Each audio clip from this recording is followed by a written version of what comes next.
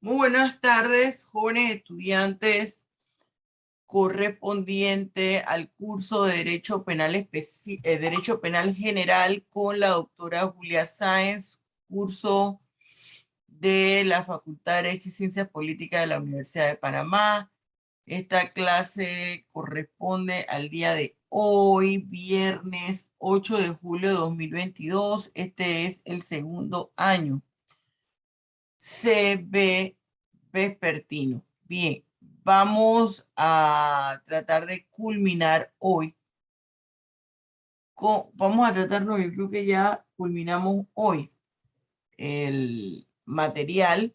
Quiero que me digan, por favor, el número de la transparencia o la transparencia en la cual quedamos en lo que yo comparto pantalla. Sí, profesora, hoy vamos a iniciar el tema de la culpabilidad. Ajá. Esa era la 30, la 100 me parece. Por allí, porque Como la 82 por ahí. ahí sí, correcto. 82 no creo. Me 82, parece. 84 me parece. Sí. Pero la culpabilidad es que la culpabilidad es el penúltimo. Ajá. Sí, porque ayer vimos las causas de Ya justificación. estamos, ya eso lo terminamos hoy. Listo. Eso lo terminamos hoy, es que pensé que esa era la 100. No importa, ahora ya yo lo veo aquí. Vámonos a la culpabilidad.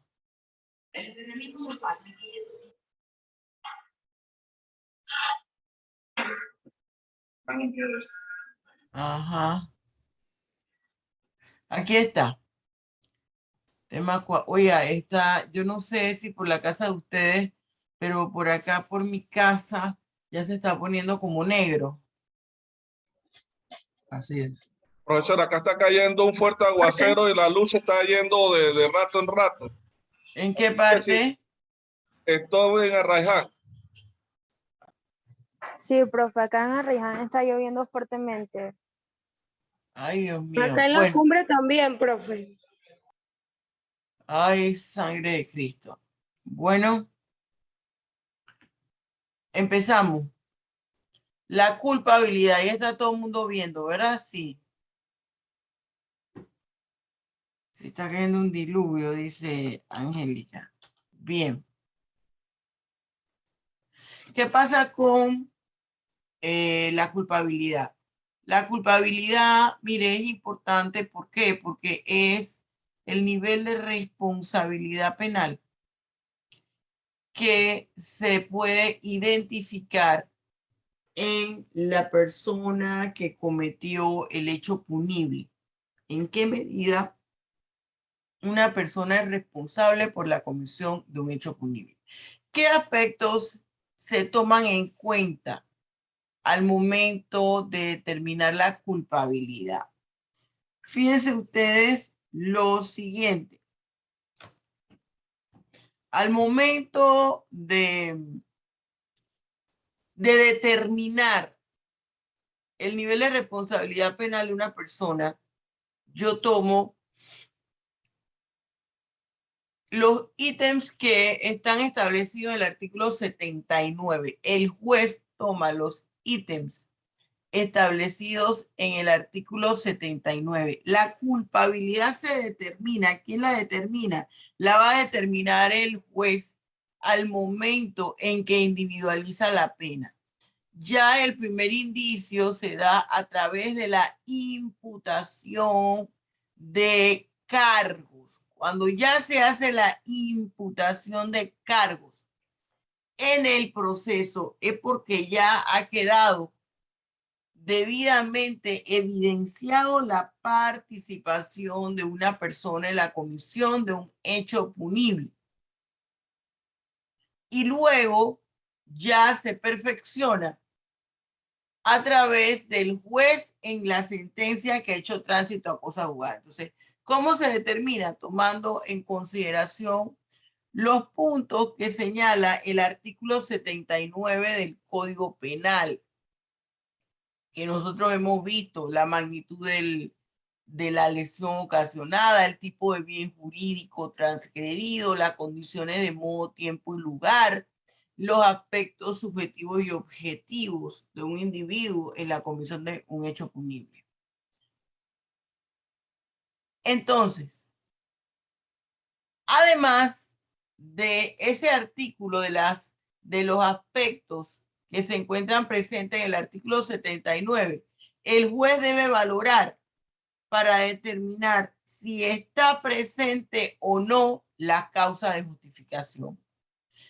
Hay eximentes de culpabilidad, si hay excusa absolutoria, si hay comunicabilidad de las circunstancias, si hay circunstancias atenuantes, si hay circunstancias agravantes, si hay fuerza mayor o caso fortuito.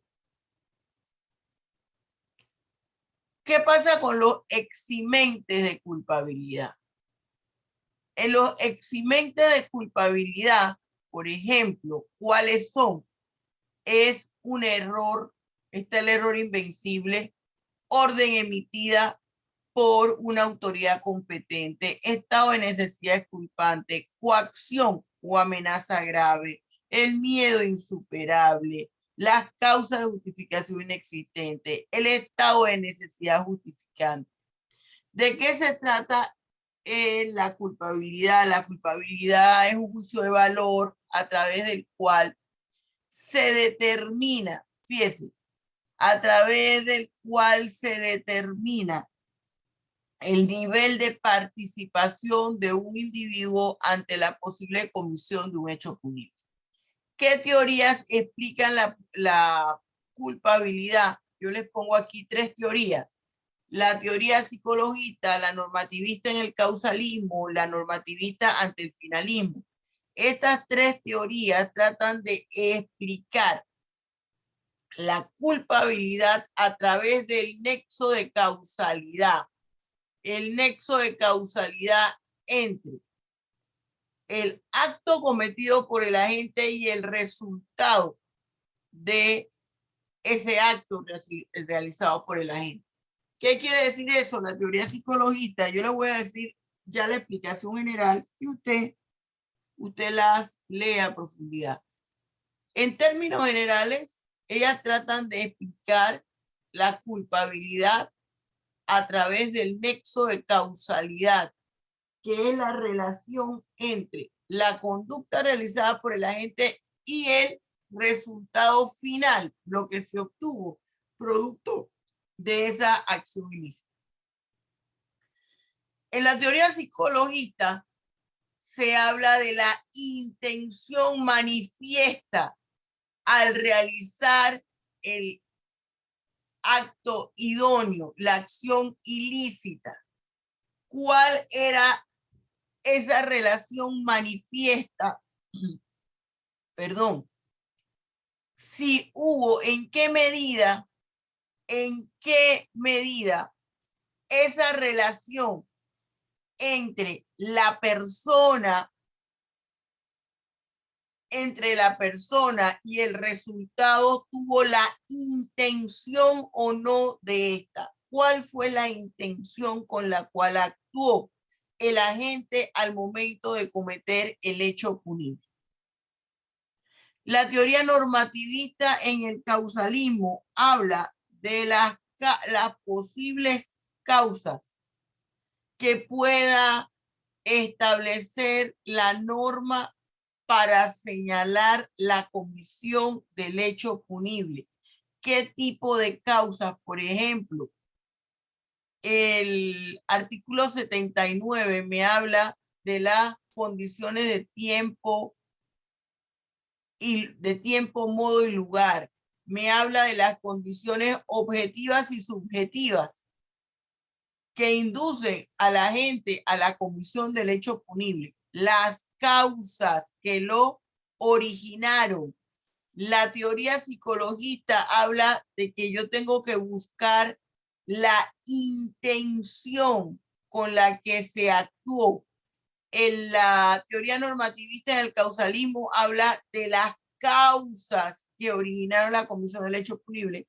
Y la teoría normativista solamente dice hay que tomar en cuenta que se llevó a cabo una figura delictiva.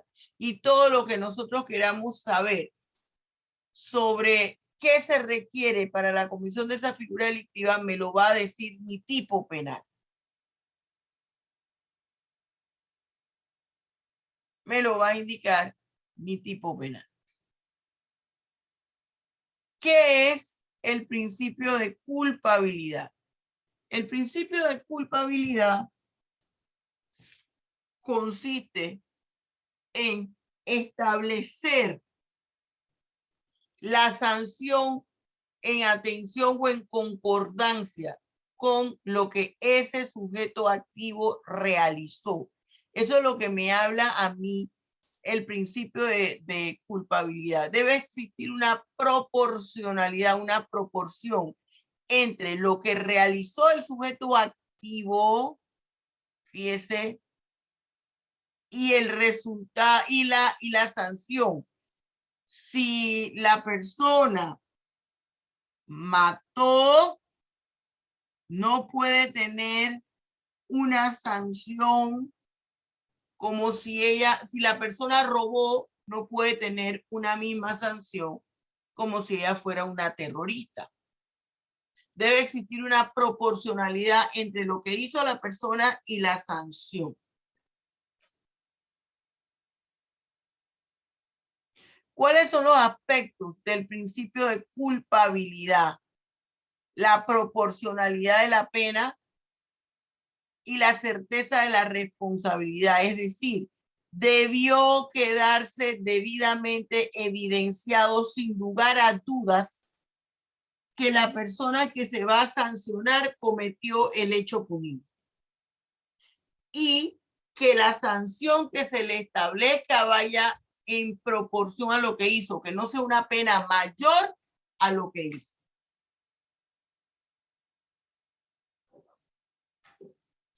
¿Qué son los eximentes de culpabilidad? Los eximentes de culpabilidad son situaciones ante las cuales el sujeto activo reacciona, dan origen a la conducta que él realiza en el momento y por consiguiente la ley considera que ese agente o sujeto activo incurrió en la comisión de una figura delictiva, pero por existir determinadas condiciones que motivaron esa conducta, la ley penal le libera de responsabilidad penal. Fíjese, y aquí inmediatamente establecemos la relación con las causas de justificación. En las causas de justificación, la ley considera la persona no cometió un delito. ¿Por qué? Porque actuó bajo circunstancias que era imposible actuar de forma distinta a como ella reaccionó. Por eso es que la causa de justificación se afecta al injusto jurídico, es decir, la antijuricidad, y la ley considera que no hubo figura delictiva. Pero en el eximente de culpabilidad sí, la ley dice hubo figura delictiva. Lo que sucede es que el sujeto activo se vio obligado a cometer, a realizar esa situación, pero, y por consiguiente, perdón, entonces le vamos a liberar de responsabilidad penal. ¿Cuáles son los eximentes de culpabilidad? Fíjese, el error invencible. Cuando se ignora la ilicitud de un acto, ejemplo, la legítima defensa putativa. Usted va a ver que aquí hay cosas que encajan en diferentes situaciones. Ese error invencible, una legítima defensa putativa. ¿Cómo así, profesora? La persona cree que está actuando amparada en una causa de justificación o en alguna condición que le puede respaldar, a futuro. Aquí también tenemos en el numeral 6, si cree que el comportamiento llevado a cabo está amparado por una causa de justificación. Este 1 está relacionado con el 5. Aquí en el numeral 2 quiero que tome mucha atención por lo siguiente. La persona actúa amparada por la orden emitida por su superior jerárquico. No es del todo cierto que si usted actúa amparado por una orden que le da su jefe, usted queda exenta de responsabilidad penal. No. Tiene esa, porque si esa orden a simple vista constituye una figura delictiva, van a tener responsabilidad penal usted y su jefe. Los dos van a ir para el tambo, los dos van a ir presos. Si usted es la contadora de la institución donde usted trabaja y resulta que el director o su jefe inmediato le dice, mira, no, hombre, si tú ahí manejas una caja menuda hasta de $5,000, tómate $1,000, 500 para ti, 500 para mí, y pones ahí, te inventas un seminario, o este es un fin de semana largo y después lo reponemos esa plata. Usted sabe que esa orden que le está dando su superior está mal. Usted sabe que eso es un delito. Lo pueden usted acusar por apropiación indebida, porque usted, ese dinero, usted se lo han dado para que usted lo administre. ¿Para qué? Para solventar gastos de la empresa o de la institución que no ameritan que se haga ningún tipo de licitación, sino que hace falta arreglar el techo, hay que comprar café, hay que comprar la leche, papel higiénico para los baños que usa el personal o los clientes, o cuando vienen clientes importantes, poder comprar, mandar a comprar rápidamente un almuerzo, si se va a hacer una reunión, almuerzo, un desayuno. ¿Me estoy explicando? Por eso es que tengo que observar si ese mandato que me da mi jefe a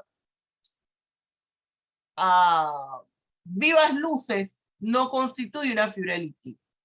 En cuanto a la policía, aquí hay algo interesante. No es tampoco del todo cierto que lo que el policía le mande a su subalterno, el subalterno queda libre de responsabilidad penal y solo va a quedar preso su jefe.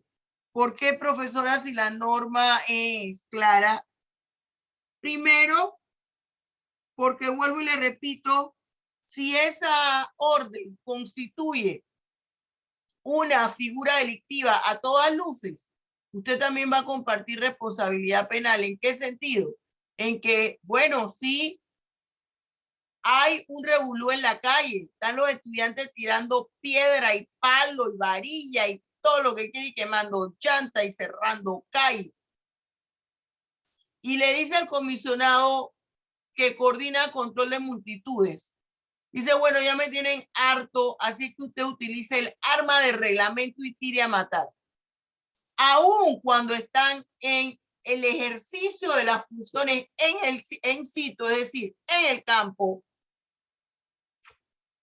donde se está llevando a cabo la acción, pero hay un manual interno de funciones que señala que contra los civiles desarmados no pueden utilizar armas de reglamento. En ese proceso penal va a quedar preso, puede quedar hasta preso, tanto el comisionado como el personal subalterno.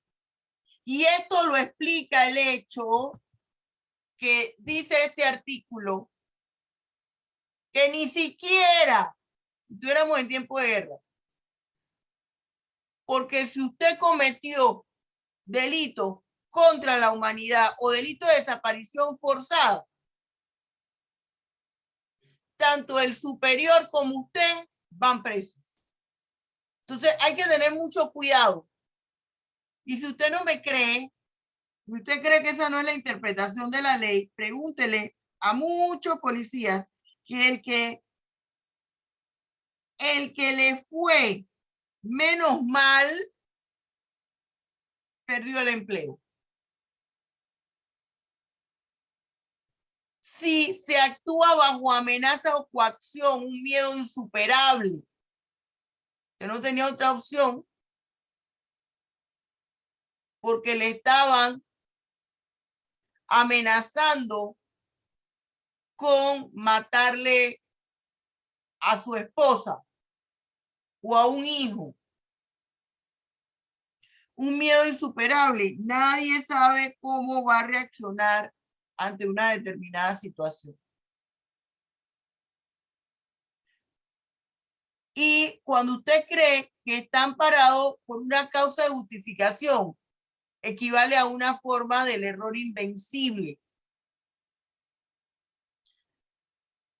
que es cuando usted cree que su conducta, la conducta que usted está cometiendo es lícita. Ellas tienen relación. Lo que pasa es que acá sacan exclusivamente la causa de justificación.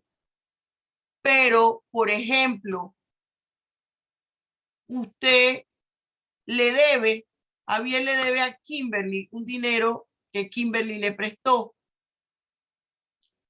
Y Kimberly le está vendiendo unas prendas que Javier le dio a vender.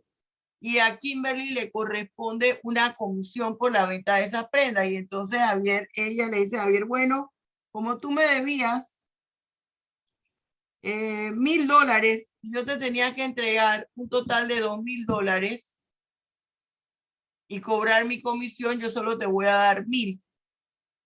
Y ya quedamos a mano. No, en el momento de decirle, aquí se recogió por la venta de las prendas tanta cantidad.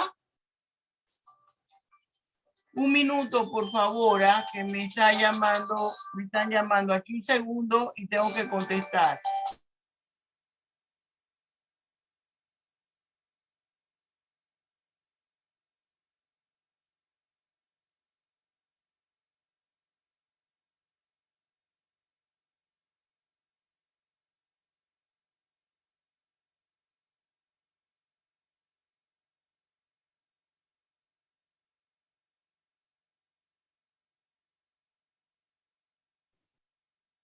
Disculpe, por eso no había yo silenciado el teléfono porque todavía no había llegado mi hija. Perdónenme, por eso era que sonó el teléfono. Bien, estaba esperando esa llamada. Bien, entonces, yo le señalaba a usted aquí en la causa de justificación, que cree que usted está amparado por la causa de justificación, es una forma del error invencible. Porque es el error, es una idea falsa que usted tiene de algo. Usted cree, por ejemplo,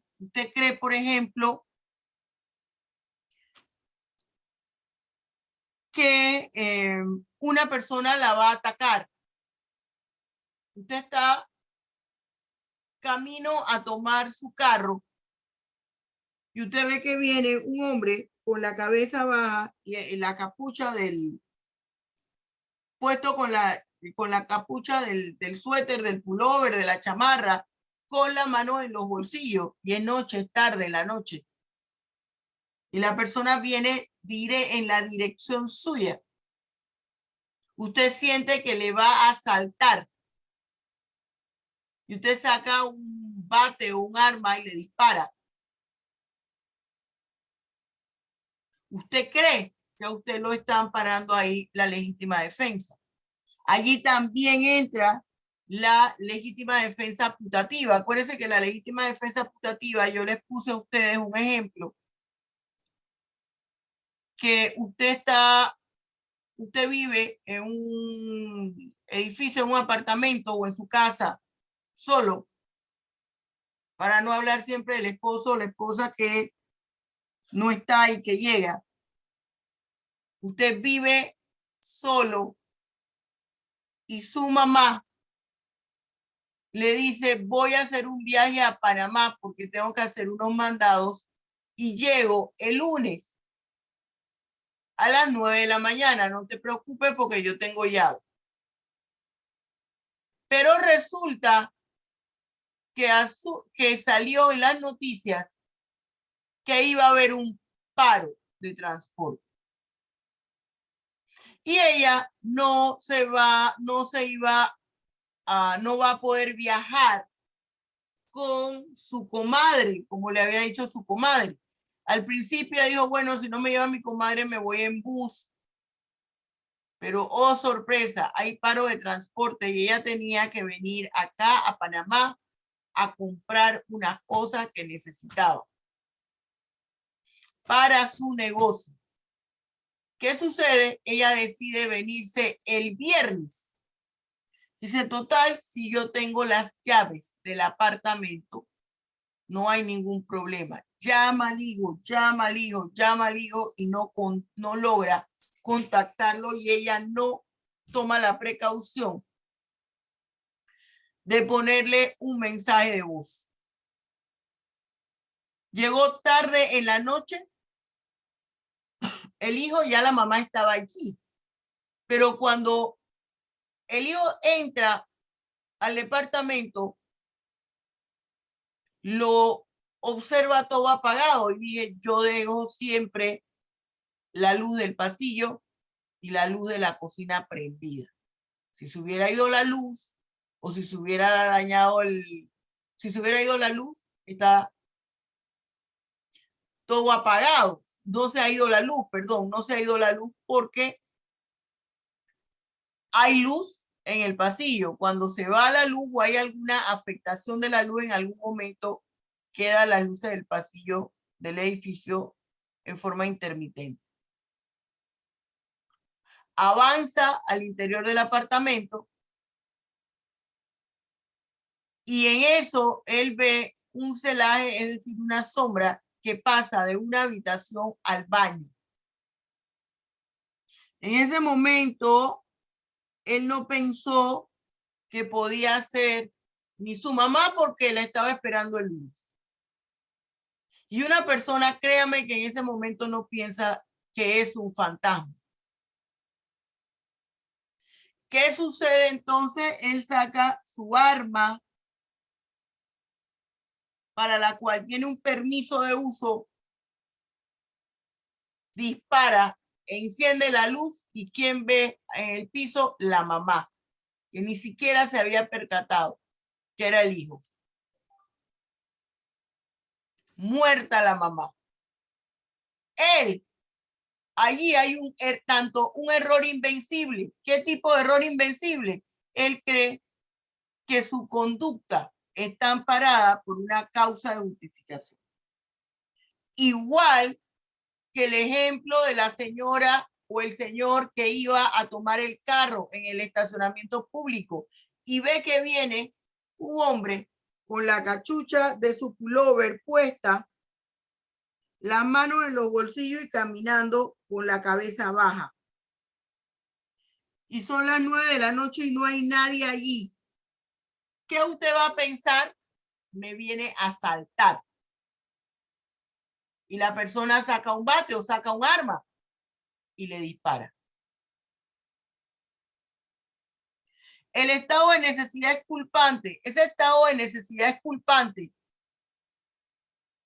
que aun cuando está en eximente de culpabilidad, no existe una unidad de criterio, uniformidad de criterio que puede identificar si debe estar en eximente de culpabilidad o en estado de necesidad. Y aquí se señala que esto opera cuando hay un riesgo de que dos bienes jurídicos que están en peligro, uno es más importante que el otro y se salva a uno de ellos mientras que el otro se ve afectado. Aquí tiene mucho que ver con la teoría del bien jurídico tutelado. Un ejemplo, profesora. Resulta que va un barco de pasajeros que están cruzando de Otoque, por ejemplo, de la isla de Otoque, viene para acá, para la ciudad de Panamá. Y en esa travesía los toma un huracán. Primero empezó con una onda tropical fuerte, un huracán, y en ese barco de pasajeros hay varios botes inflables. Suficientes para que en cada uno quepan 15 personas. ¿Qué sucede? Y aparte está el bote inflable para la tripulación, que está conformada por 3 personas. Cuando van a embarcar a los últimos 15 pasajeros, que están formados por 5 adultos y 10 niños, entre ellos bebés, infantes. Resulta que el bote inflable que a ellos les tocó estaba dañado y solamente queda viable el bote inflable que es exclusivo de la tripulación. Pero es que si se montan todos, ese bote inflable se va a hundir, porque con la tripulación serían 18. Y tiene una capacidad máxima de 12, pero pueden subir hasta 15 pasajeros. Y son 15 los que faltan. El capitán del barco toma la decisión de que vamos a salvar la mayor cantidad de personas. Si nosotros lo tomamos, van a morir 15 personas. Y dentro de esas 15 personas hay 10 niños.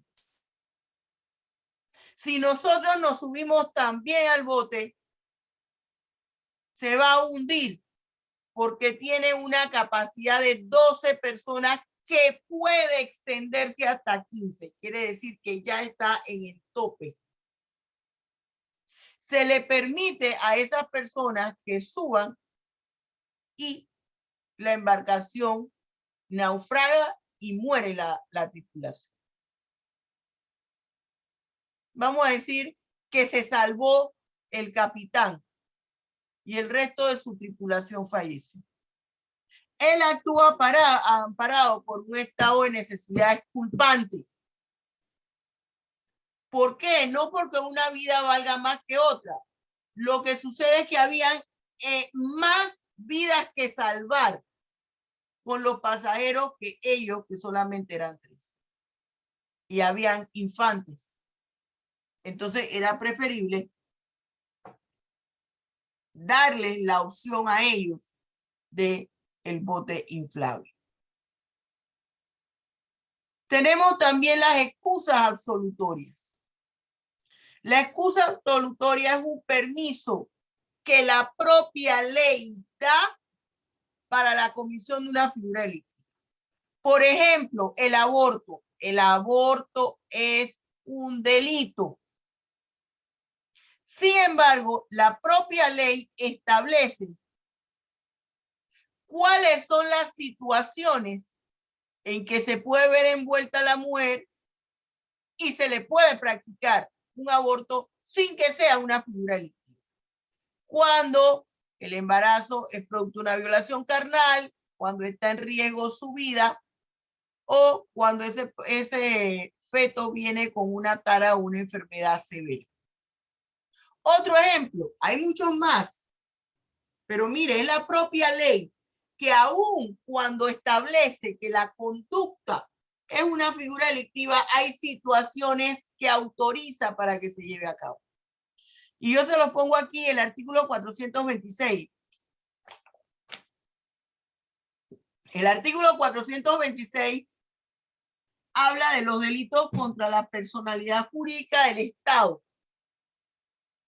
¿Qué pasa con el delito contra la personalidad jurídica del Estado? Pasa lo siguiente. Si usted es panameño y Panamá está en guerra con Costa Rica, por ejemplo, y usted ayuda a la policía extranjera, en este caso a los ticos, en perjuicio de Panamá, su país, usted ha cometido un delito contra la personalidad jurídica del Estado.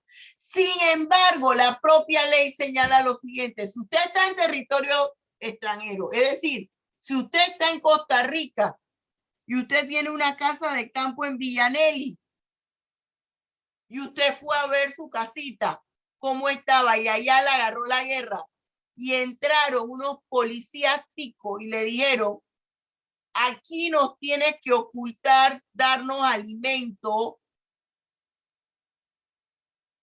porque vamos a atacar a Panamá por esta área. Y usted lo hace, usted no tenía otra opción. La propia ley le exime de responsabilidad penal. ¿Por qué? Porque le autoriza que si usted está fuera de su país y usted no tiene otra opción, brinde esa ayuda a la parte contraria, al enemigo. El error es una idea equívoca, falsa, incierta que se tiene sobre algo. Mire que aquí hablamos del artículo 30, la convicción errada invencible, de que la acción u omisión no concurre en alguna de las exigencias necesarias para la descripción del hecho punible. Es una idea falsa que uno tiene en su actuar y uno supone que uno está actuando según los lineamientos indicados. Vamos a ver cuáles son las clases de ese error que tiene la normativa panameña. Error de tipo, error de licitud, error accidental. Yo soy de la opinión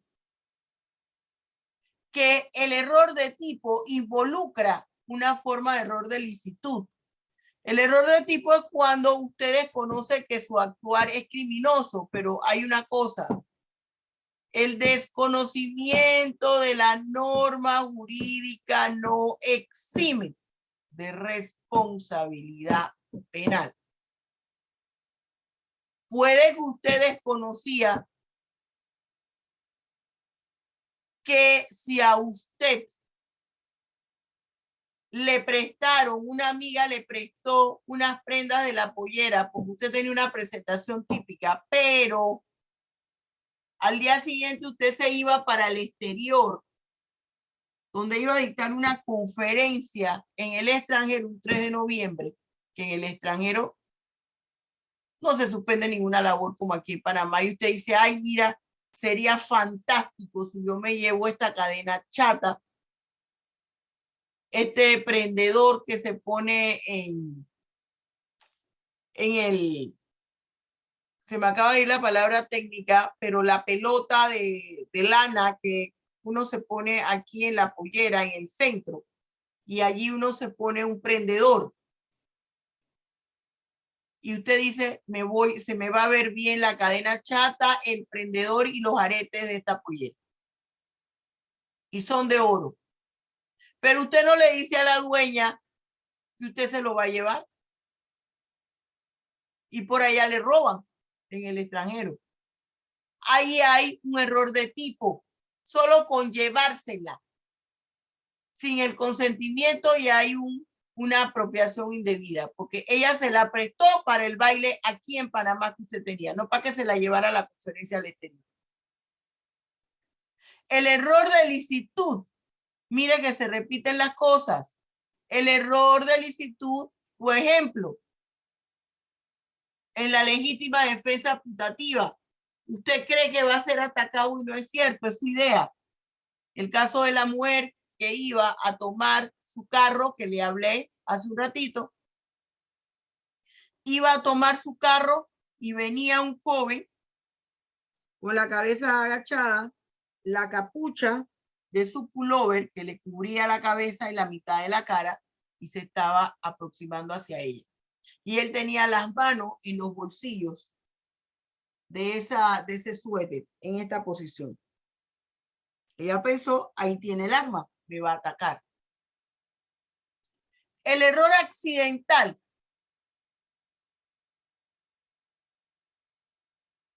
Aquí antes el error esencial, cuando no hay dolo, porque la persona piensa que está actuando correctamente. Aquí en este error esencial,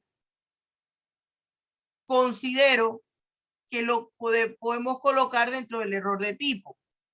Ese error, el error aquí en Panamá no observamos nosotros en la norma penal. Que existe una clara diferenciación en el error, en el desglose del error. Esto lo hace generalmente la doctrina. Vamos a empezar con el C, error en el delito.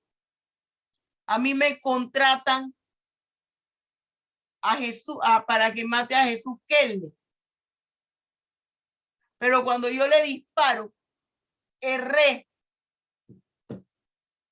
en el tiro y solo le ocasioné un rozón que le produjo una lesión personal que lo incapacitó por 70 días. Eso no fue lo que me mandaron a hacer a mí, a incapacitarlo. Me mandaron a matarlo.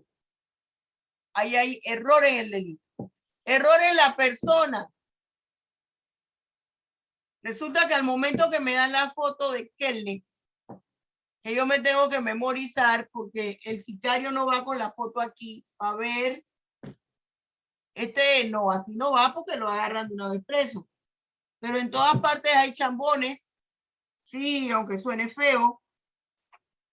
Los sicarios, que es un servicio profesional, delictivo, pero un servicio profesional, su costo, lo que lo hace cotizado, es que no cometa errores, no confunda a la persona, sea efectivo, pero resulta que mandaron a un chambón y tenía que matar a Jesús Kelly. Y cuando le dieron la foto que él memorizó y vio a Alexis Vargas, él pensó que Alexis era Jesús y lo mató. Error en el golpe. El error en el golpe está relacionado con el error en el delito. Porque el error en el golpe me habla que algo sucedió, puede ser que no dirigió bien el arma, no vio bien por la mira telescópica. Puede ser que se cayó, se tropezó cuando iba disparando. Ese es el error en el golpe.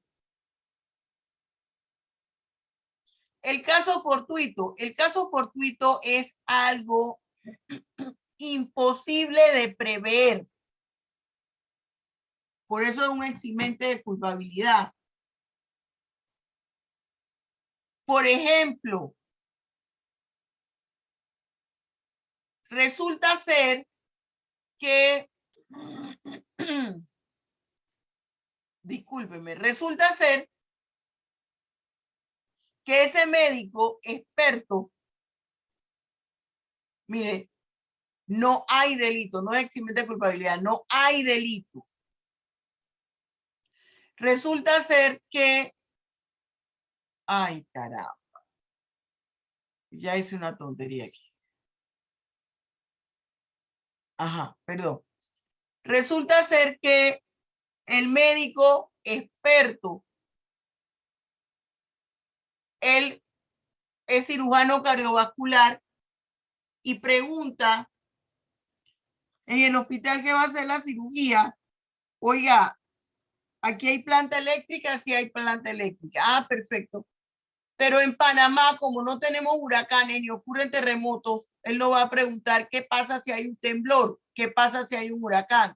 Y oh, sorpresa, cuando él va a hacer la cirugía de corazón abierto, resulta ser que se desata una fuerte lluvia que se convierte en un huracán. Y esas cirugías de corazón abierto son largas. Se va la luz, falla la planta eléctrica del hospital y hay un fuerte temblor. Y el que está con el bisturí en la mano cae encima del paciente y le corta la arteria. El paciente muere. No hay delito. ¿Por qué no hay delito? Porque es imposible que en Panamá, que no hay huracanes, pues lo más que puede haber son ondas tropicales. Y no es común que existan terremotos. Ese día hubo terremoto. Las circunstancias agravantes. Las circunstancias agravantes son situaciones que envuelven la conducta y que aumentan la pena. Están en el artículo 89 88 y 89 del Código Penal. Y se clasifican en circunstancias agravantes generales y circunstancias agravantes específicas. Las específicas, la que tiene la propia figura delictiva. Por ejemplo, en el estudio del Código Penal, el artículo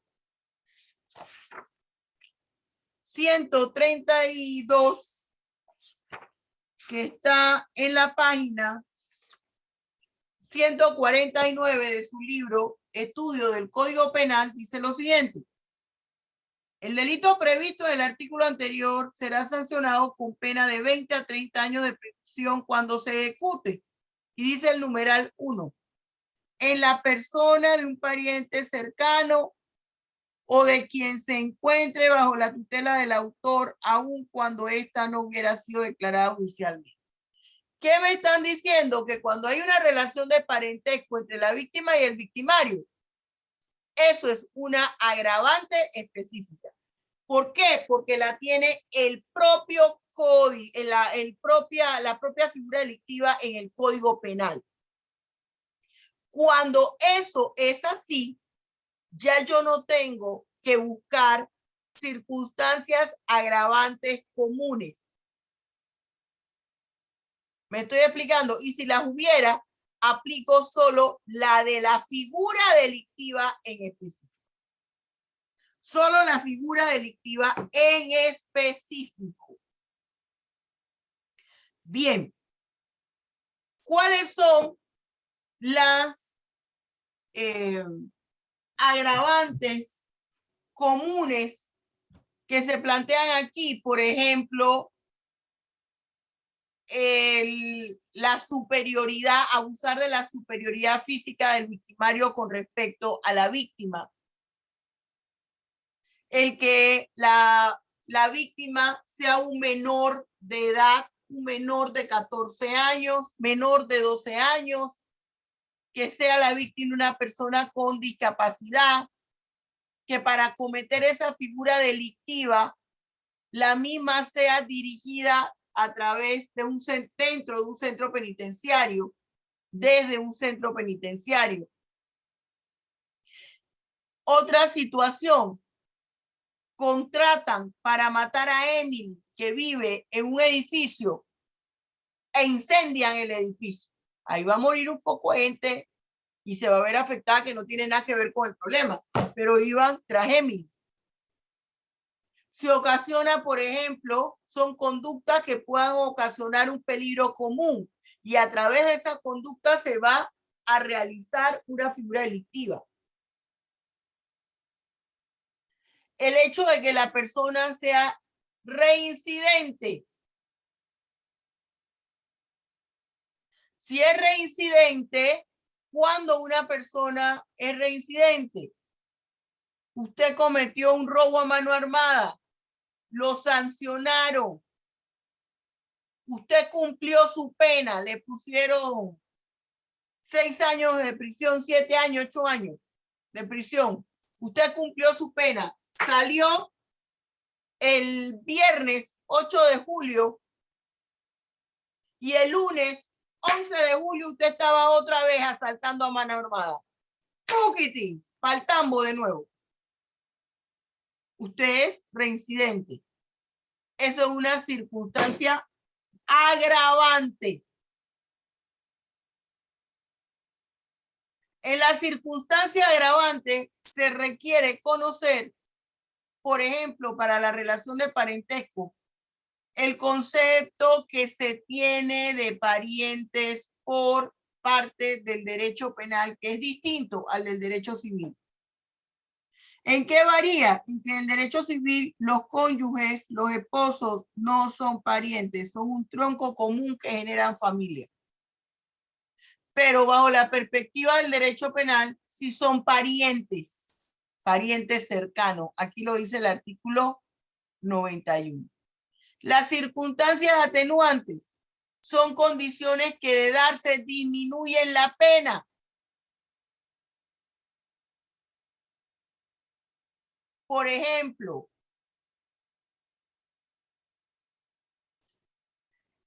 el que usted se arrepienta de haber cometido el hecho. ¿Y cómo se demuestra su arrepentimiento? Usted mismo lleva a la persona que le disparó. Usted le dice a la autoridad dónde está el cuerpo de la víctima y usted va y se entrega. Haber cometido el delito con imputabilidad disminuida. No haber tenido la intención de causar un daño tan grande. Oiga, eso yo lo pongo en signo de interrogación. Es muy difícil advertir eso. Porque si yo voy a matar a una persona en un lugar público, yo sé que pueden haber más muertos.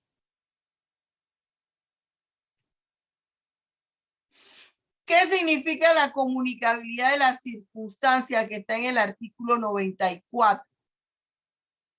Póngame atención al ejemplo que yo le doy. Le doy el concepto y le doy un ejemplo.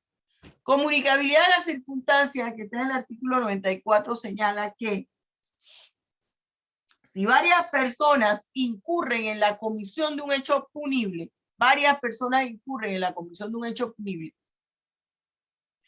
alguna condición, alguna circunstancia de agravante o de atenuante que exista en alguna de esos sujetos activos no va a afectar al resto. Por ejemplo,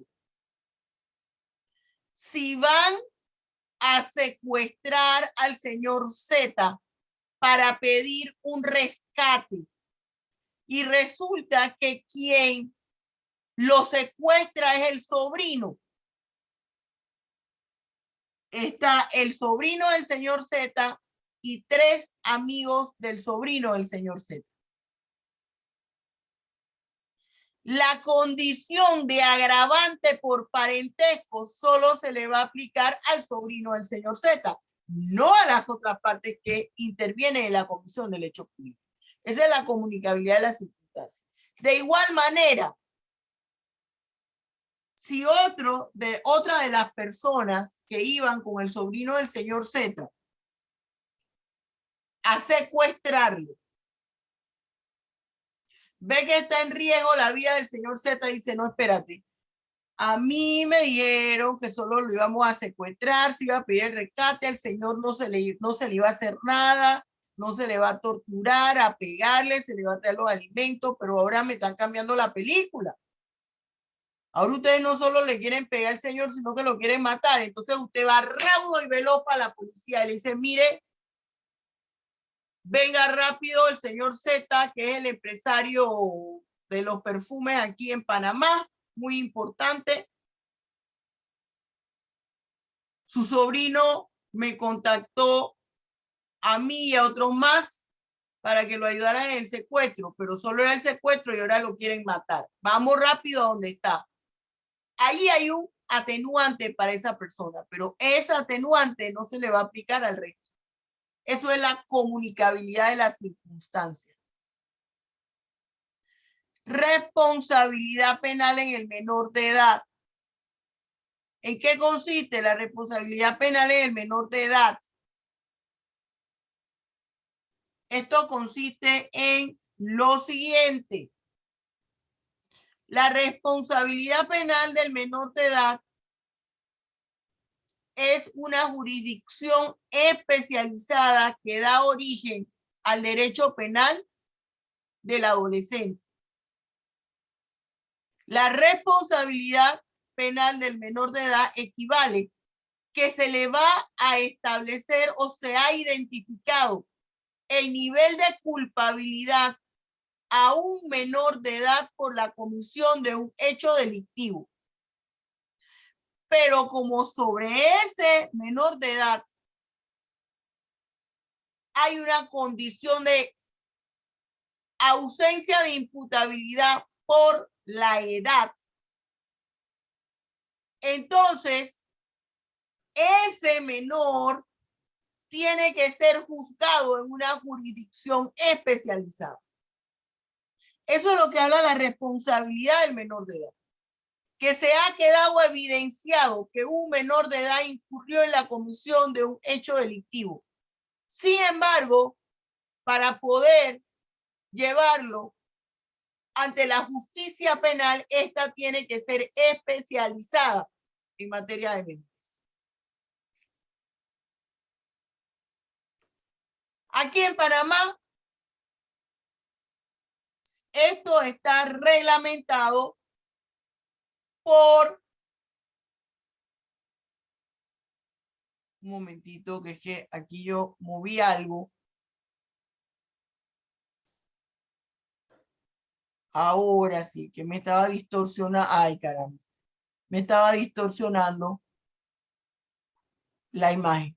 Aquí en Panamá, la ley de responsabilidad penal es de menores, es la ley 40 de 1999, que ha sufrido muchas modificaciones al respecto. Tales modificaciones originaron a que se creara un texto único. Esa ley no tiene número. Ese texto único es de septiembre, del 1 de septiembre de 2010. Por eso todavía hablamos de la ley 40 de responsabilidad penal del adolescente.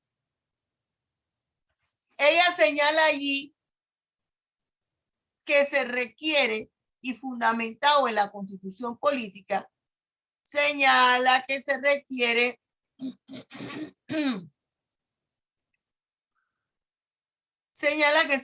una jurisdicción especializada para poder lograr la justicia penal de adolescentes.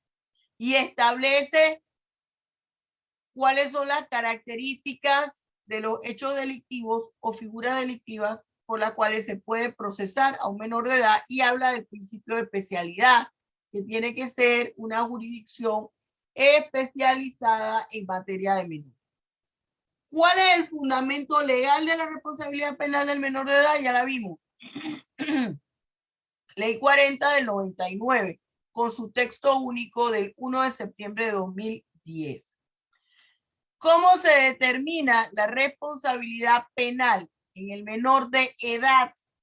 Dependiendo al grupo etario del cual... Ay, caramba, hombre. Ajá, ya. Dependiendo del grupo etario del cual forme parte. Hay dos grupos etarios. El primer grupo, que va de los 12 hasta antes de los 15 años, a los 15 años, que se aplican medidas de seguridad.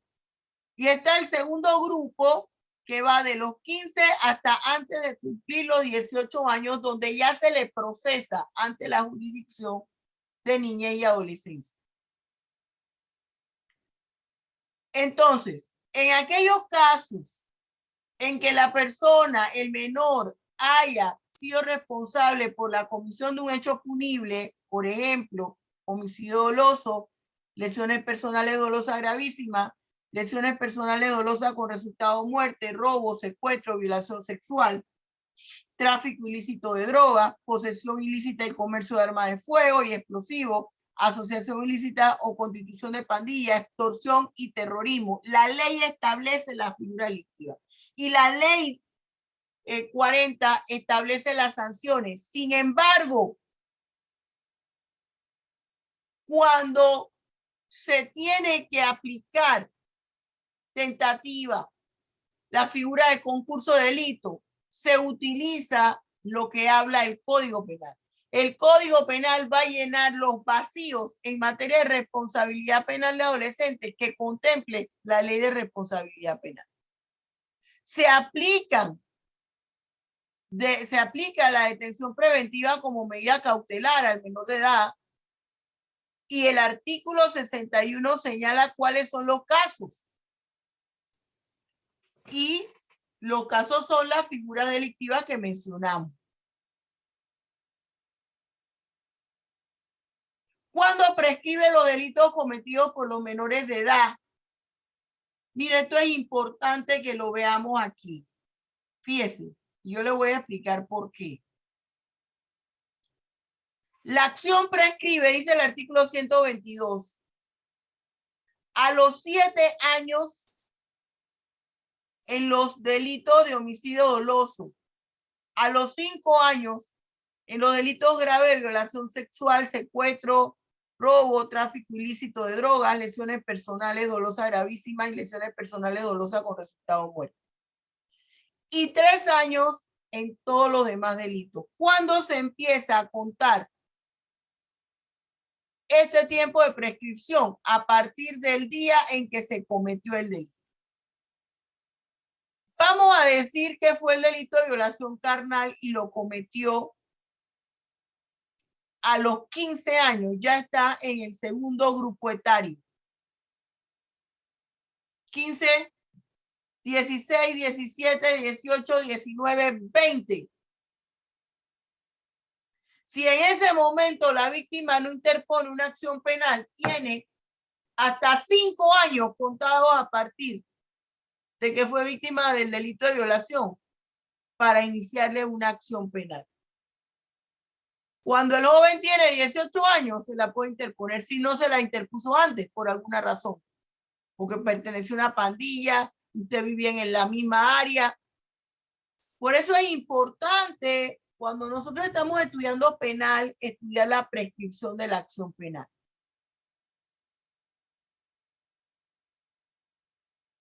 Bien. Y con esto nosotros concluimos el material del semestre y voy a abrir la sesión a preguntas y respuestas que usted tenga hacia mí. Pero yo sí quisiera que antes que entráramos a preguntas y respuestas, es decir, todo lo que usted me tenga que preguntar, nosotros chequemos la fecha del semestral. Usted tiene el semestral el día, ¿qué día? 20 de julio. 20 de julio. El 20 de julio es miércoles. Miércoles 20 de julio. ¿En qué salón? A 6. Hora.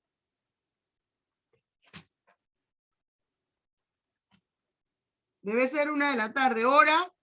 1 de la tarde, profesora. La 1. 1 de la tarde, exactamente. ¿Qué viene para el semestral? Para el semestral viene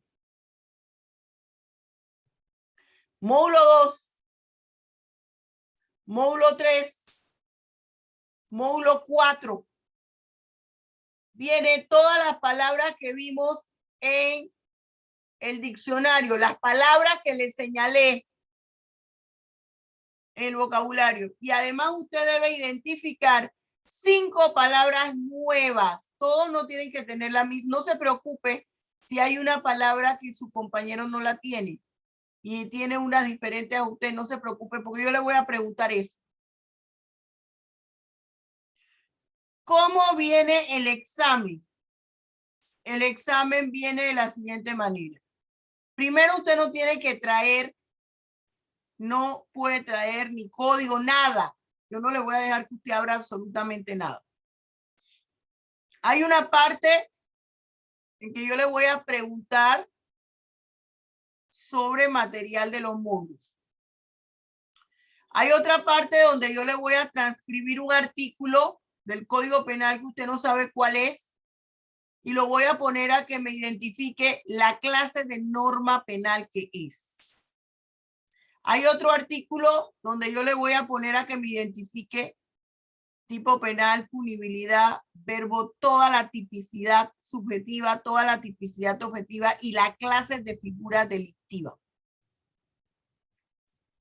Hay otra parte, porque yo llevo el examen impreso. Hay otra parte en la cual yo le voy a poner los artículos de opinión. ¿En qué sentido? Usted forma parte también del material de examen.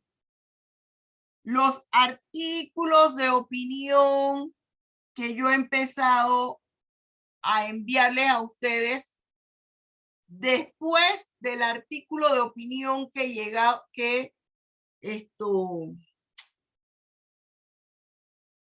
el artículo de opinión, la fecha de los artículos de opinión que comprendieron su parcial. Usted sabe que yo le puse una fecha. A partir de esa fecha, hasta el sábado antes del semestral, usted debe estudiar los artículos de opinión. Y yo le voy a escribir, le voy a poner el nombre de los 5 artículos. Por eso que usted tiene que leer muy bien, ¿eh? Porque usted no va a tener nada a mano ni le voy a permitir que saque el celular. Yo le doy el nombre de los 5 artículos y usted va a hacer la misma operación. Usted se acuerda de cuáles son esos artículos e identifica el tema, identifica el denominador común que existe entre ellos y eso va a llevar el nombre, su nuevo artículo de opinión.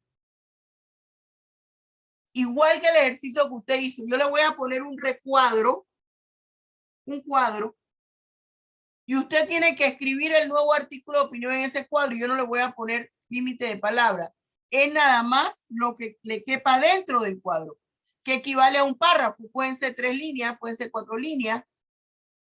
Es un cuadro, se lo dibujo el cuadro con las líneas. Y ahí usted debe escribir su artículo de opinión. No va a haber oportunidad para escribir 700, ni siquiera para escribir 50 palabras. ¿Me expliqué? Bien, ese es su examen semestral.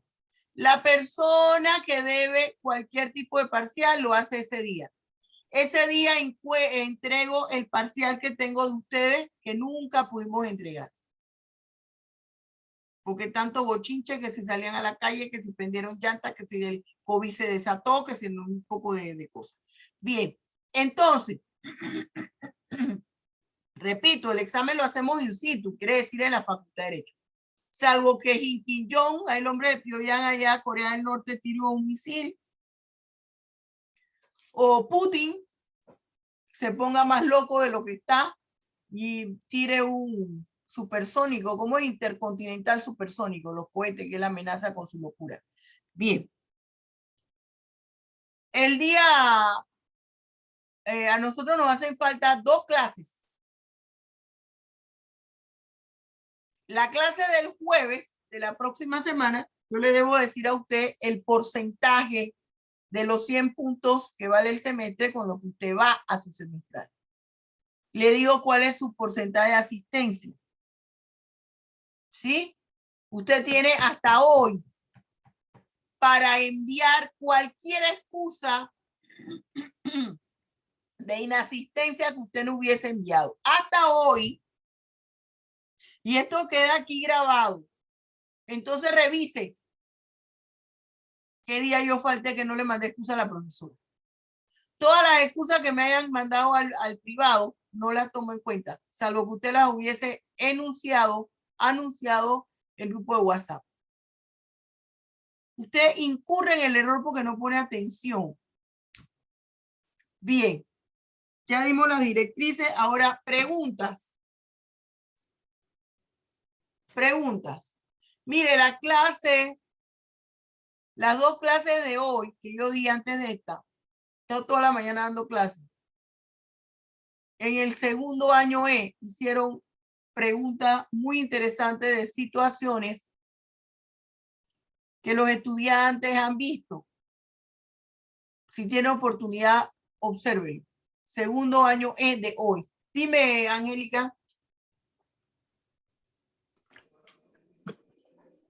Bueno, sí, en realidad me llama la atención en el tema de la culpabilidad, lo que es el caso de las excusas absolutorias. Ahí dice que se trata de eximir de la culpa, pero en el punto 1, que indica el delito, me llama la atención esa palabra, si eso se utiliza así tal cual, porque sería una condición, no sería un delito en sí. No sé si A ver, pueda no, te explico. No es que es una condición. La excusa absolutoria, la ley está clara que hizo la prohibición de que se llevara a cabo esa conducta ilícita.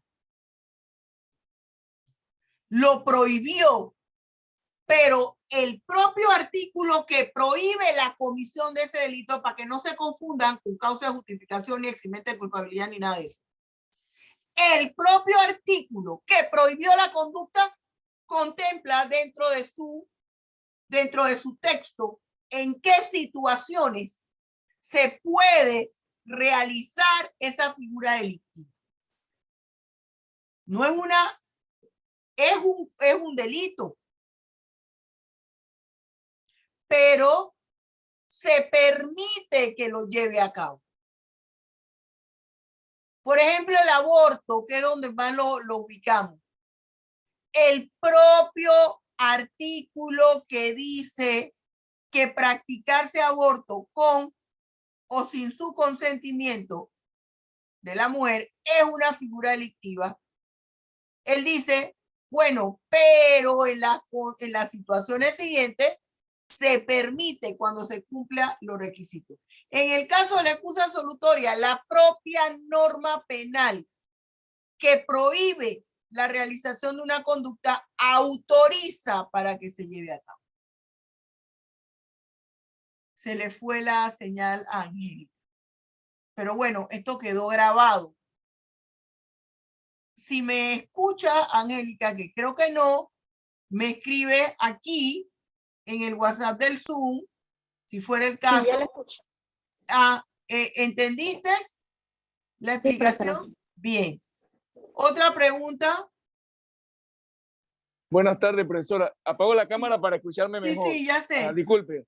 Profe, en los artículos que usted ha publicado, hago correlación con lo que usted ha planteado aquí y tengo esta pregunta.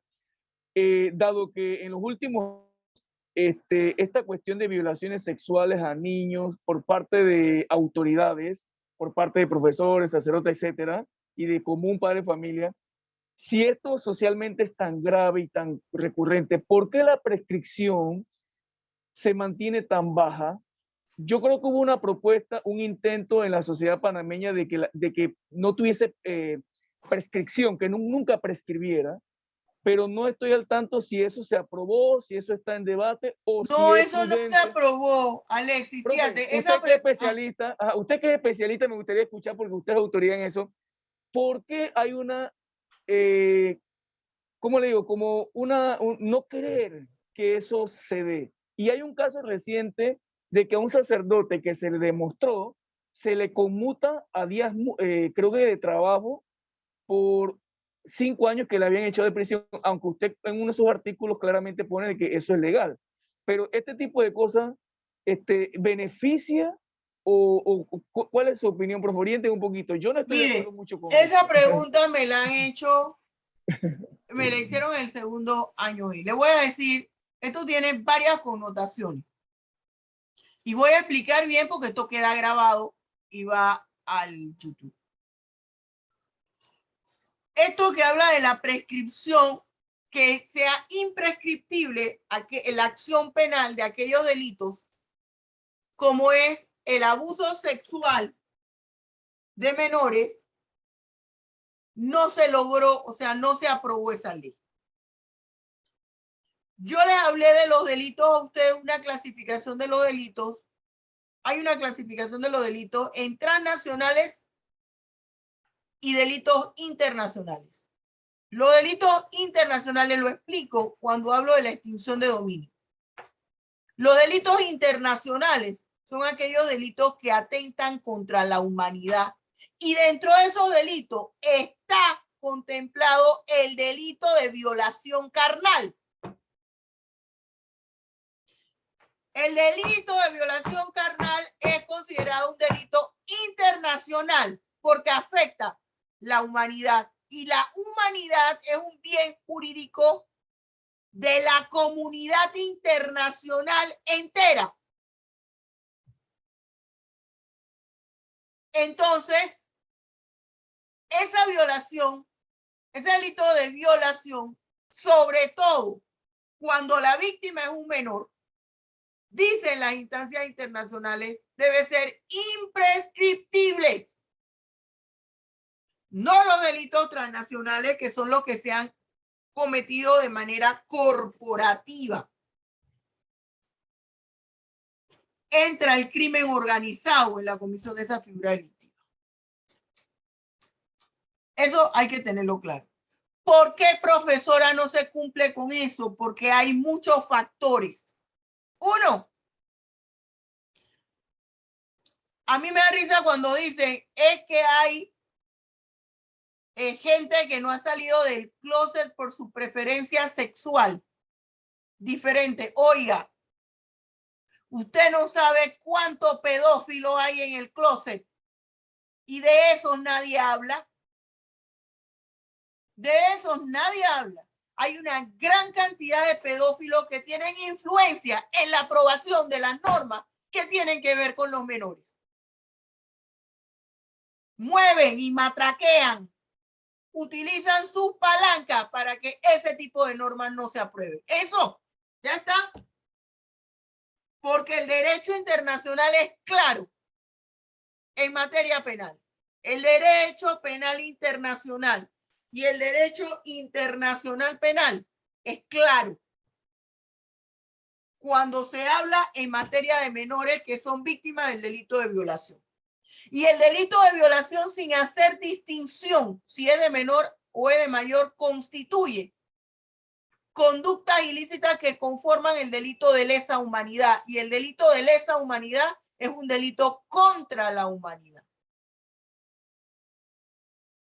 Otro aspecto, las personas, la mayoría de los académicos en materia penal no saben analizar las normas. No saben argumentar jurídicamente. Porque si usted le quita el papel de la mano, ya no saben hablar más nada de lo que estaba ahí. No sabe argumentar. Yo quiero que hagamos el siguiente análisis. A ese sinvergüenza cometió actos libidinosos. ¿Qué fue lo que vamos a imaginarnos que no fue el acto libidinoso? Vamos a analizar en las dos opciones. Acto libidinoso y si hubiera cometido violación carnal. El acto libidinoso abre aquí estudio del Código Penal, o es que hasta que se me quita el frío, Yo estoy aquí en el estudio cuando me preguntó la joven eso. Ay, Dios mío, casi me da un faracho. Mire, nos vamos.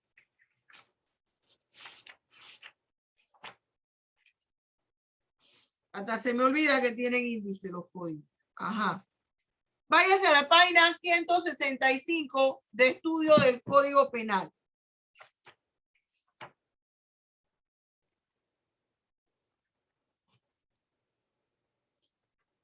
En la página 165 de estudio del Código Penal dice título tercero, delitos contra la libertad e integridad sexual. Capítulo primero, violación y otro delito sexual. Usted mira esa página y usted ve que está el artículo 175 que dice: las conductas descritas en el artículo anterior, aun cuando no medie violencia o intimidación, serán sancionadas con prisión de 12 a 18 años si el hecho se ejecuta, 1, con persona que tenga menos de 14 años. Vamos a decir que el caso fue, ya sabemos que es acto libidinoso, pero vamos a ir uno por uno. Imaginémonos que haya sido una persona menor de 14 años. La sanción es de 12 a 18 años de prisión. ¿Qué me dice mi artículo 65 del Código Penal? Mi artículo 65 del Código Penal, que está aquí en estudio del Código, en la página 130. A ver, Kimberly, ¿tienes el estudio del Código Penal? Lee el artículo 65.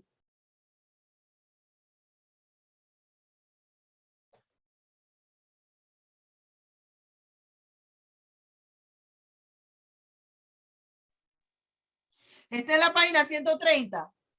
Yo lo encontré. Ajá. El trabajo comunitario podrá ser aplicado por el juez de conocimiento o por el juez de cumplimiento a quien ha sido condenado o esté cumpliendo una pena que no exceda de 5 años de prisión. En el segundo supuesto será necesario el visto bueno de la Junta Técnica Penitenciaria. Todo trabajo comunitario requerirá del consentimiento escrito del beneficiario y solo se realizará en instituciones públicas de salud o educativas o en casos de calamidades. Se computará a favor del sentenciado 1 día de prisión por cada 5 días de trabajo realizado. Estas condiciones no se aplicarán cuando sea una persona sancionada por delito contra la libertad e integridad sexual en perjuicio de una persona menor de 14 años. Bien. Cuando es una persona menor de 14 años no se puede aplicar un trabajo comunitario. ¿Cuánto tiene? Y tiene que tener que no exceda de 5 años de prisión. En el delito de violación carnal, que habla el 175, que es una violación carnal agravada, la pena es de 12 a 18 años, quiere decir que jamás va a aplicar. Imaginémonos que no es el delito de violación carnal y que es el delito de estupro, que la doctrina ahora le llama relaciones consensuadas, pero no quiere decir, como dicen algunos expertos, que ya esa figura delictiva no existe. No. Esa es una denominación y usted me ha escuchado aquí que no se le debe mencionar de relaciones consensuadas, porque ese menor no le puede dar a ese carilimpio mayor de edad consentimiento de nada. Él cree que le dijo que sí, pero el mayor de edad lo manipuló. Entonces, vamos con el delito de estupro. ¿Dónde está? En el artículo 177.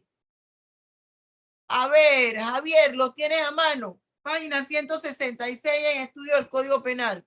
Ustedes están en la universidad y en la universidad no hay bochinche. Artículo 177. Ajá, 176. En la ¿Quién? página 166, léelo. Quien valiéndose de una condición de ventaja, logre acceso sexual con persona mayor de 14 años y menor de 18, aunque medie consentimiento, será sancionado con prisión de 4 a 6 años. ¿Siga? La sanción será aumentada de 1/3 hasta la mitad del máximo cuando el autor sea ministro de culto, pariente cercano, tutor, educador, entrenador deportivo o de actividades artísticas, musicales o estuviera a cargo por cualquier título de su guarda, crianza o cuidado temporal. Bien, hasta ahí. Vamos a decir que estuviéramos ante la presencia del estupro. La pena es de 4 a 6 años, pero ese estupro agravado o la famosa relación es consensuada. Si el autor es un ministro de culto, ¿quiénes son ministros de culto? Los pastores, los sacerdotes, los imanes, los rabinos. No se crea que esto nada más es aquí con los sacerdotes. Pastores, imanes, rabinos, también incurren en este tipo de figura delictiva. Entonces, dice que la pena se aumentará de 1/3 hasta la mitad del máximo. Aquí yo tengo que hacer una operación matemática. A esos 6 años, la mitad del máximo, tengo que buscar la mitad del máximo de 6 es 3 y se la sumo a la sanción. Vamos a decirnos que toma 4 años. A esos 4 años yo le sumo 3. ¿Cuánto me da? 7. Hasta la mitad del máximo. El artículo 65 dice no exceda de los 5 años de prisión. Ya excedió de los 5 años de prisión. 1/3. 1/3 es 0.33, ¿verdad?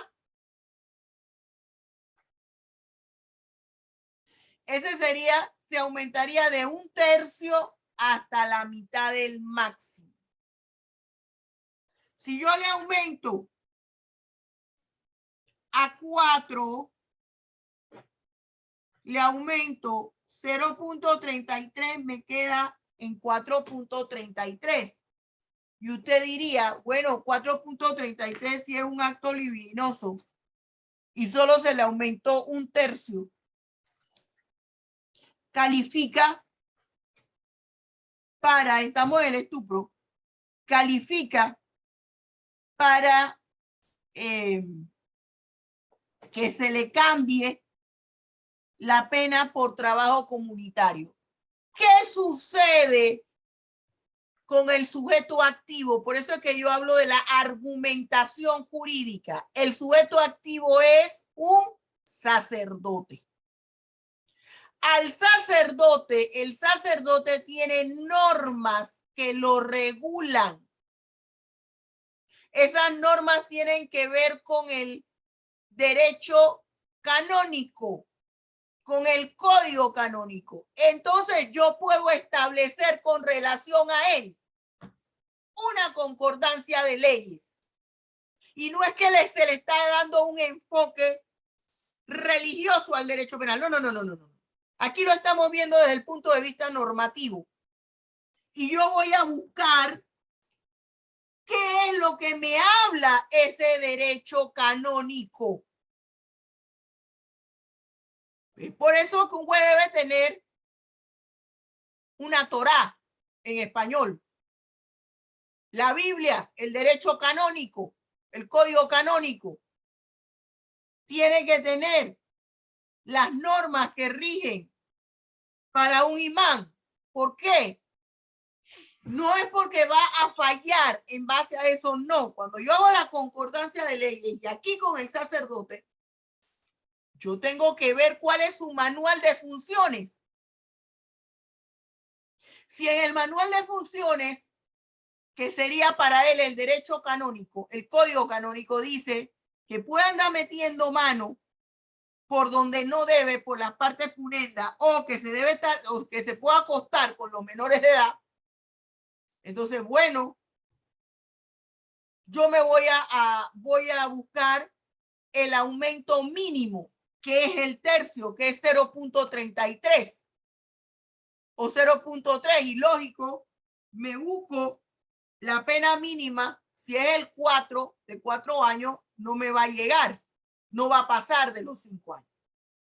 Pero resulta que ese no es el comportamiento que se le va a permitir al sacerdote, porque es considerado para ellos una conducta que le puede ocasionar hasta la expulsión. Eso yo lo voy a traer en mi análisis de la norma para fundamentar por qué yo tomé la pena máxima para aplicarle a ese ministro de culto. O por qué tomando el tope mínimo me fui al aumento de la pena máxima, que es el que yo me puedo ir hasta la mitad del máximo de la pena que contempla la figura delictiva. Y como contempla 6 años, la mitad es que es 3. Y explicar por qué se lo estoy sumando en esa forma y no califica para trabajo comunitario. Ya te doy la palabra antes de que se me vaya, un momentito, antes de que se me vaya la idea. ¿Qué pasó aquí con ese sujeto? No era ni violación carnal, ni era estupro, era abuso deshonesto. Pero mire, grave todo el análisis que estamos haciendo. ¿Dónde está la figura de abuso deshonesto? Ya le doy la palabra después a Marinés y a Dogmar. Está en el artículo 177 del Código Penal. Y tiene una pena de prisión de 1 a 3 años en el tipo penal básico. Dice, quien sin la finalidad de lograr acceso sexual ejecute actos libidinosos no consentidos en perjuicio de otra persona, será sancionado con prisión de 1 a 3 años o su equivalente en diámetro. Pero dice aquí, en el 2, si el hecho fuera cometido por un pariente cercano, ministro de culto, educador, tutor o persona que estuviera a cargo de la víctima por cualquier título de guarda y crianza o cuidado temporal, una empleada, un chofer de la familia. ¿Qué pasa allí? Entra en el numeral 2. La pena es de 4 a 6 años. ¿Qué es lo que me va a permitir que yo diga, no, los 4 años yo no se lo puedo poner? Y aquí la sanción está mal, porque no debiera ser de 4 a 6 años. O sea, no es que esté mal en su estudio del Código Penal, no. Me estoy refiriendo que está mal en el sentido que el legislador jamás debió poner 4 años mínimo. Pero supongamos que ahí dice la sanción de 4 a 6 años. Y bueno, pero qué, profesora, mire, el código dice en el artículo 65 que ese trabajo comunitario es para la pena que no exceda de 5 años. Pero ¿qué sucede? Yo tengo que fundamentar, no existe ninguna tabla que diga, si la persona mató con arma blanca, la pena es, voy a inventar pena, ¿no? Una tabla que la pena es de 13 años. Si le quitó un dedo, la pena será de 11 años. Si le quitó la pierna, no existe ninguna tabla porque entra la sana crítica. Pero entonces vuelvo a las características del sujeto activo. ¿Qué ríe el sujeto activo? El sujeto activo está realizando una función. ¿Por qué él está realizando esa función como ministro de culto? ¿Eso de dónde viene? ¿Está colgado de una nube? No, eso no está colgado de una nube. La institución eclesiástica tiene una normativa jurídica. Si son los pastores, hay una regulación. Si es el rabino, hay una regulación. El sacerdote tiene una regulación. Tiene un manual de conducta que es el código canónico. Hay tribunales ya de naturaleza canónica aquí en Panamá. ¿Qué hacemos entonces? Busco ese manual de funciones y ahí dice que hay que respetar a la feligresía. Y en base a eso lo cito, establezco, ese señor yo no le puedo poner cuatro años, ni le puedo poner 5, le tengo que poner 6 o 5.5. Pero ese señor no puede estar en trabajo comunitario. Eso se llama argumentación jurídica. Pero nos la pasamos dando en las aulas de clase, en la escuela, la teoría, y vaya, y eso es todo un chorizón y un embudo. Hay que dar clase de argumentación jurídica con esto en la materia. Dime, Marinés. Entonces, jamás debió calificar para trabajo comunitario en estas circunstancias. Exacto. Solo una observación en cuanto al artículo 176, en la cláusula donde dice la sanción será aumentada. 1/3, si la mitad del máximo es 3, creo que 1/3 son 2 años del máximo, ¿no? O sea, Ajá. 1/3 de 6 años son 2 años. O sea que en sí, ese tienes caso, que hacer una operación matemática, pero aquí no íbamos a explicar la operación matemática. no, pero me refiero Ajá. a en ese caso, incluso si se le pone lo mínimo, pues, que sería Califica, como el califica para no trabajo comunitario. Búsquese en mi canal de YouTube, yo hago las operaciones matemáticas. No califica.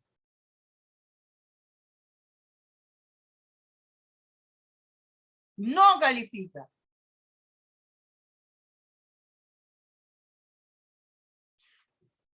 Cuando yo le decía a ustedes, el tercio equivale a 0.33, tenemos que buscar el 0.33 del número.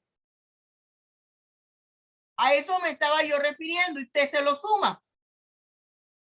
Entonces le estaba poniendo el ejemplo. Vamos a decir que no ascendiera a los 5 años que se requiere. Hay una forma de argumentar. ¿Y cómo yo lo saco? Con regla de 3. Haciendo la regla de 3. ¿Cuánto es el 0.33 del mínimo o el 0.33 del máximo?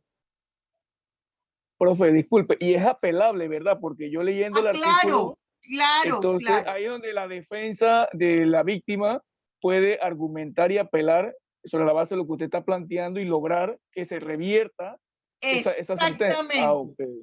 Ellos apelaron. Pero eso nunca debió ser. Oiga, qué cosa tan bochornosa. Falta de argumentación jurídica. Profe, ¿sabe por qué lo digo? Porque incluso, sin entrar a fondo, pero usted lo ha dicho muy claro y muy así directo, estos escándalos que hubo de unos jóvenes que sacaban estaban ellos así como en cuidado y estaban involucrados, eso yo no sé en qué quedó. Entonces yo he visto que en este país estos temas son muy delicados y ya, claro, ahora usted me lo ha contestado muy directamente. Hay por debajo o detrás de eso un interés, un poder económico que no permite lo que usted está planteando, pero yo sí considero que es necesario que sea imprescriptible porque eso está lesionando, destruyendo a la juventud. ¿Cómo Y no? eso no puede seguir así. Eso no puede ser, eso no puede ser. Por eso es que yo les comenté a ustedes y les señalaba que en las conferencias, en un anteproyecto que fui redactora principal sobre delitos sexuales en perjuicio de los menores, yo hablaba de la técnica penal legislativa y hubo un abogado haciendo alarde de su poco conocimiento. Y decía, una técnica penal legislativa. Entonces, para todas las áreas del derecho se va a requerir una técnica penal, una técnica legislativa específica. Resulta que para penal se requiere una técnica penal legislativa porque tiene que ser un experto el que le explique cómo se redacta el tipo penal. ¿Y por qué no debe haber tipos penales alternativos? ¿Y por qué la redacción del tipo penal debe ser clara y no debemos tener tantas conductas ilícitas en un mismo tipo penal? Porque la técnica legislativa le explica a usted cómo debe ser la estructura de una norma, de los títulos, los libros, los capítulos, las secciones, pero no le habla de cómo se describe, cómo se redacta el tipo penal. Eso no lo va a hacer el derecho parlamentario, por favor. Muy bien, espero que haya quedado claro.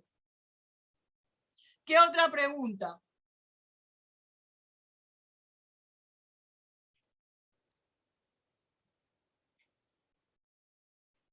Es que yo te estoy viendo ahí, Kimberly, y entonces, ¿cómo vas a hacer para salir de ahí?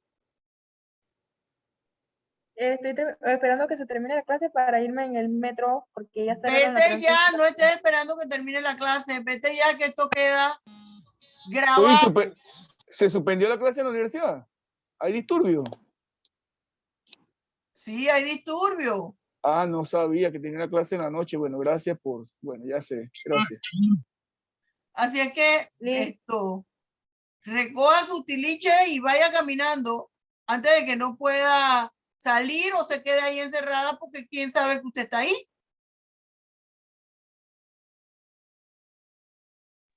Vaya, vaya. Ajá, ok. Bien. ¿Más preguntas?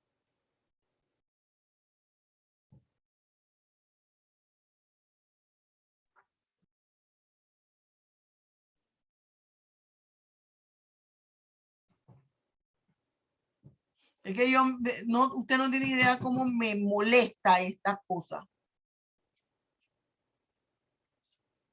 Y esto es argumentación jurídica dentro del Código Penal, no procesal penal, Código Penal. Y esto corrobora que el derecho procesal penal es parte del derecho penal.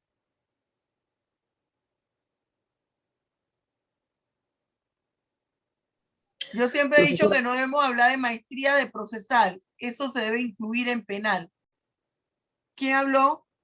Ah, Jesús. Dime, Sí, Jesús. tengo una duda. Realmente lo he estado pensando cada vez que hablamos del tema de la legítima defensa. Ok, en el caso particular de personas que por defensa, por ejemplo, una mujer en el caso en que se está viendo atacada, por ejemplo, en una violación, un agente la va a violar y ella, frente a al peligro, al riesgo en que se ve, ella podría, qué sé yo, tomar una piedra y romperle la cabeza y privarlo de su vida. ¿La legítima defensa podría protegerla a ella en ese caso? Claro, claro que sí, Jesús, porque ella se está defendiendo. Ella se está defendiendo para no ser víctima de figura delictiva. No solamente está defendiéndose para evitar que sea abusada sexualmente, sino para evitar que la maten. Correcto. Mi pregunta va precisamente, profesora, por el hecho de que, como usted bien describía en el tema de la legítima defensa, tenía que ver la intervención de un medio racional y todo esto. Me preguntaba sobre todo si de verdad en este caso ha operado o Te explico por qué opera. Así la mujer saque un arma de fuego calibre 38 y el abusador no tenga arma de fuego. ¿Sabe por qué opera? Porque la mujer queda indefensa totalmente. Así fuera un hombre que está siendo abusado sexualmente de otro hombre. O que un menor de edad. La persona que está siendo abusada sexualmente está totalmente en desventaja con respecto a su abusador. Porque si él tuviese la contextura física superior al abusador, no estuviese en peligro de ser violentado sexualmente. Así es que tiene que buscar un recurso que esté a la mano, sea arma, sea piedra, sea bate, sea un pedazo de una botella, la rompe, le hace la estrella contra el piso y se le entierra al abusador. Allí hay legítima defensa, porque él va a estar en desventaja. El medio que utilice nunca va a ser superior al daño que está sufriendo.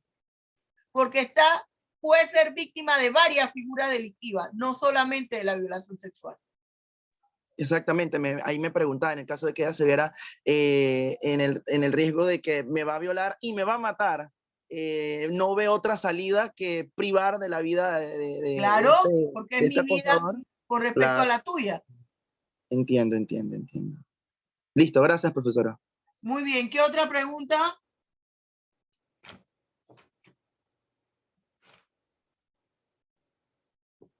Bien, si no hay preguntas, entonces damos por concluida la clase. Concluimos el material.